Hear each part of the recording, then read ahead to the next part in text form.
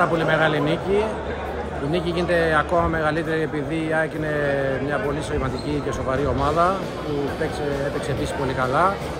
Θεωρώ ότι είμαστε καλύτεροι, θεωρώ ότι είμαστε πιο ποιοτικοί, είμαστε πιο ολοκληρωμένοι, είμαστε πιο ομάδα και θα το αποδείξουμε και στους τελικούς του πρωταθλήματος, που πιστεύω ότι μέσα από τη σκληρή δουλειά που γίνεται για το πολιτικό team και τους παίκτες θα καταφέρουμε να πάρουμε και το πρωτάθλημα.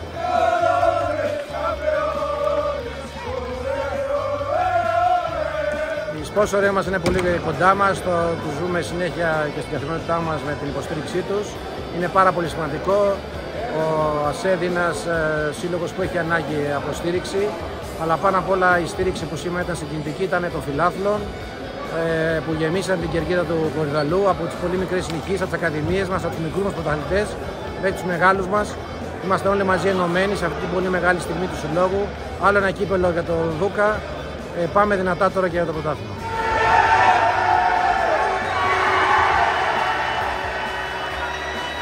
Αυτό γιορτάζουμε 45 χρόνια για τον ΑΣΕΔ. Πολύ συγκινητικές στιγμές ζήσαμε στη γιορτή του συλλόγου μας.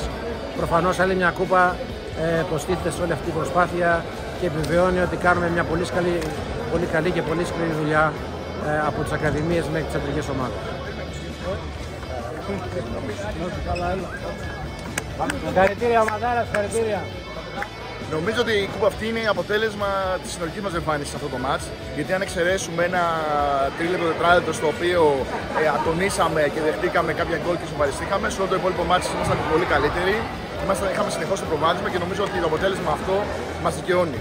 Δικαιώνει ένα πολύ καλό παιχνίδι το οποίο έχουμε κάνει στην ομάδα. Απέναντι σε μια αντίπαλη η οποία είναι πολύ καλύτερη σχέση με πέρσι. Ήταν ένα ανταγωνιστικό παιχνίδι. Πάντα από εμάς από την πρώτη στιγμή μέχρι το τέλος σχεδόν είμαστε συνέχεια μπροστά στο σκορ. Ατυχήσαμε να ισοφαριστούμε. Παρ' όλα αυτά τα παιδιά δεν τους πήρε από κάτω ψυχολογία. Συνεχίσαν να τα δώσαν όλα και νομίζω το αποτέλεσμα μας δικαιώνει. Πραγματικά είναι μια κούπα η οποία μετά από 2 χαμένους τελικούς με την ΑΕΚ ήρθε το πλήρωμα να την ξανασηκώσουμε. Ετοιμαζόμαστε για το πρωτάθλημα. Είναι η αρχή, είναι πολύ σημαντικό για τη ψυχολογία μας.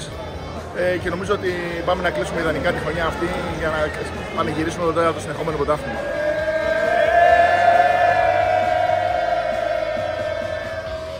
Έγινε αυτό που έπρεπε να γίνει. Η ομάδα ήταν σε όλο το παιχνίδι πάρα πολύ συγκεντρωμένη. Τα δώσαμε όλα.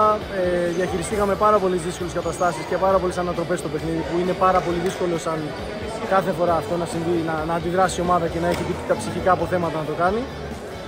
Και νομίζω ότι φτάσαμε σε μια πάρα πολύ δίκαιη νίκη, δεδομένης και τις προσπάθειες που έγινε και εδώ που φτάσαμε στην παράταση. Προχωράμε, δουλεύουμε, δεν έχουμε σε καμία περίπτωση κερδίσει τίποτα πέραν του κυπέλου και έχουμε πάρα πολλή δουλειά μπροστά μας, οπότε απλά ταπεινά αυτό το θέλω πάντα στις ομάδες που προπονώ, να μην χάσουμε το μυαλό μας, να μην νομίζουμε ότι κάτι πετύχαμε πέραν της κατάκτησης του κυπέλου. Φυσικά και το πρωτάθλημα πλέον είναι στόχος, απόλυτος στόχος, έτσι κι αλλιώς.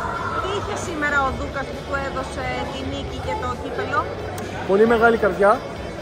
Τα παιδιά ήταν όλη τη βδομάδα τρομερά συγκεντρωμένα, τρομερά έτοιμοι για αυτά τα παιχνίδια και νομίζω ότι η καρδιά, πάνω απ' όλα κέρδισε η καρδιά μετά από όσα συνέβησαν σε ένα τέτοιο παιχνίδι. Είναι πάρα πολύ δύσκολο να τα διαχειριστείς, ιδιαίτερα όταν είσαι μπροστά στο σκορ και νιώθεις ότι πας για μια νίκη, για την νίκη. Οπότε νομίζω η καρδιά πάνω απ' όλα.